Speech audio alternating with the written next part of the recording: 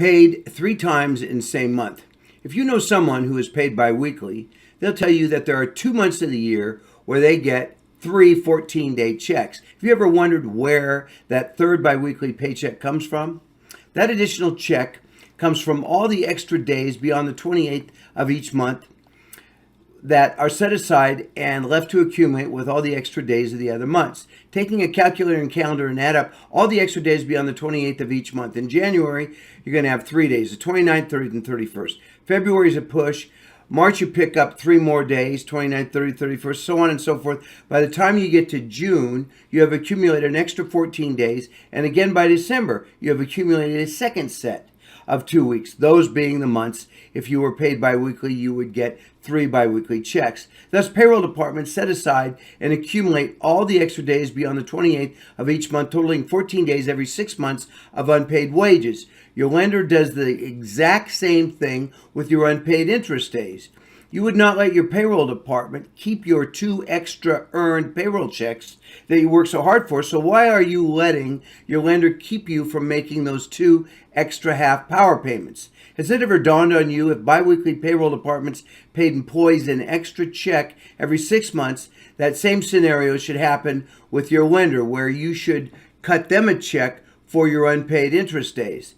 This should be a blind flash of the obvious, that if you do not pay those extra unpaid interest days, you will remain poor.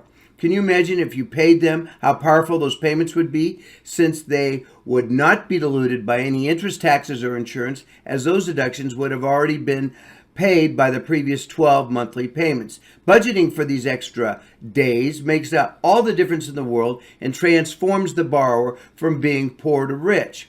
Paying them, however, is not as easy as it may seem, because lenders notice payments on a completely different algorithm every 30.5 days, 12 times a year.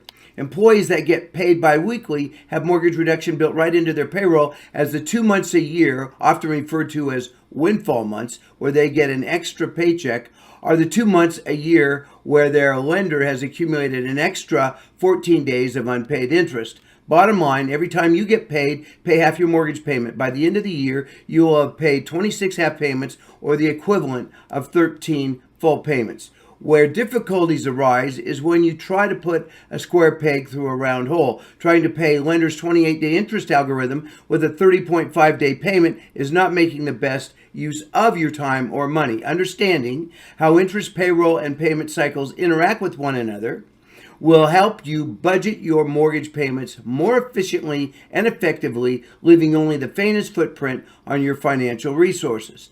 The Biweekly Mortgage Association makes the process of mortgage acceleration both seamless and transparent, keeping your same minimum monthly payment while owning more of your home sooner.